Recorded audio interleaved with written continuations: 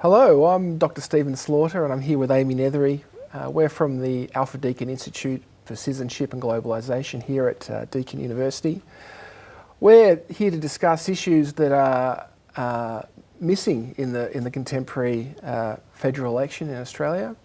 And the issue we're talking about today in particular is this issue of asylum seekers and refugees.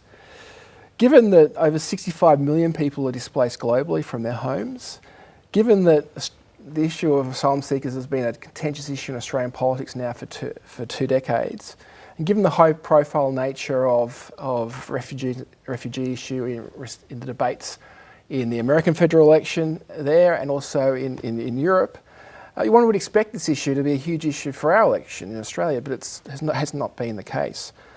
And we're here to sort of discuss why and some of the issues surrounding that. So Amy, the first question is, why hasn't this debate of asylum seekers and refugees been a prominent part of the Australian federal election? That's a great question, Stephen, because it's the number one issue in Europe. It's a visible part of the American election campaign as well, but yet there's such very little debate and very little detail being given in the current election campaign here in Australia, which is very interesting because it's such a prominent issue in the Australian political landscape anyway. One reason I can suggest for why it has little traction and the two major parties campaigning or trying to silence, I guess, the debate on these particular issues is because both major parties have very similar policies on how they respond to asylum seekers who arrive in the country by boat in particular. So there's a similarity. I also think that there's political issues and also strategic reasons. Yeah. So the political issues is that neither party wants to be wedged on that particular issue, so they are being particularly risk averse. Yeah. The strategic issues sort of come back in terms of the major parties are trying to control the message that they're sending internationally, and particularly the message that they're sending to people smugglers and people who are considering travelling to Australia as asylum seekers themselves. So you would have seen during the campaign sometimes Malcolm Turnbull has tried to label the Labor Party as being soft on asylum policy, and Bill Shorten's pulled him up and said, hey, that's a really irresponsible thing to say, because that's sending a message throughout the region that if Labor wins the election, all the people smuggling trade gets back up again, and that shouldn't be the case. So I think for those two particular reasons and in that particular way, the debate has been very much dampened. Despite the agreement between the political parties, why is the Australian population so divided over the issue of refugees and asylum seekers? They're really divided. It's a really big issue. People feel respond to this particular issue quite emotionally. A large part of it is to do with the education on this particular issue, and for that you can go to the media. The research of people who are anti-asylum seekers, for example, we know that a lot of the reasons that they cite for their position is based on mistruths, myths, falsehoods. So there's certain media, Facebook groups, that sort of thing, that's disseminating information that's just incorrect. Secondly, I think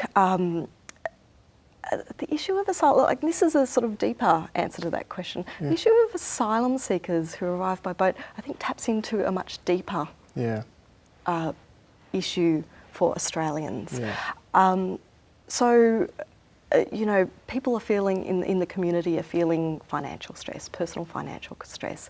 And so they might feel that if asylum seekers are arriving and taking government support and so on, that's money that should necessarily be going to them and not to the asylum seekers. So it's tapping into sort of personal feelings of insecurity as well. Some research that I was involved with people feeling housing stress. I was talking to them about their situation of housing stress. I didn't ask them anything about asylum seekers, but this was something that they raised with me. And they were saying, asylum seekers are coming and taking our houses, that we should be able to access. Yeah. Now that's not true at Yeah. all. That's not how the system works. Yeah. But there's that conception out there in the Yeah. community. Yeah. Well, I guess that segues into the question about why a political party is so intent on being seen to be tough on asylum seekers. Why is this such an important part of the Australian political landscape? I think, I think that's a great question. And I think the idea that parties have to be tough on asylum seekers is one of the enduring myths of Australian politics. It's untested. No party has ever gone to none of the major parties have ever gone to an election with a compassionate policy. Yeah. So we don't know what that's true. Largely it's historical, and this comes from the election of 2001. Remember, John Howard was the incumbent. All the polls were suggesting that he was going to lose the election in November that year. And he didn't lose. In fact, he won, and he won again, and he won again after that. But he swung those polls around. One thing that he did that was different that year was that he really cracked down on asylum seekers. And you remember the Tampa incident, also the Children Overboard incident. But the other thing that happened that year was September 11. And so what stuck in the minds of politicians, the media, policymakers in general, is the tough on asylum seekers aspect of Howard's campaign. And that seems to have endured. But what the electoral analysis actually shows, that if September 11 had happened, but not Tampa, Howard would still have won that election. So it's complicated, but it seems to point to asylum not necessarily being as salient as politicians think that it is. Right, great. Well, I guess the question moving forward through this election, and given the political dynamics you've identified, is what other policy options are there out there that are not getting discussed in the current election cycle? Yeah, all our policy options that we're talking about, or that the major parties are talking about, are control, restrain, deter options. And this doesn't leave sort of many constructive options.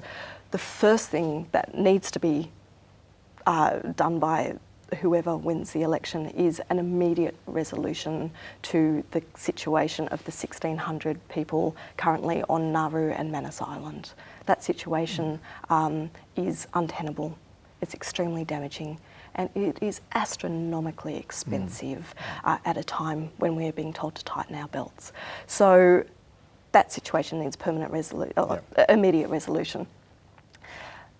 Otherwise, there's a lot of other work that we as Australia needs to do in the region to better respond to asylum seekers. And one of the ways to do that is to start thinking about the problem differently.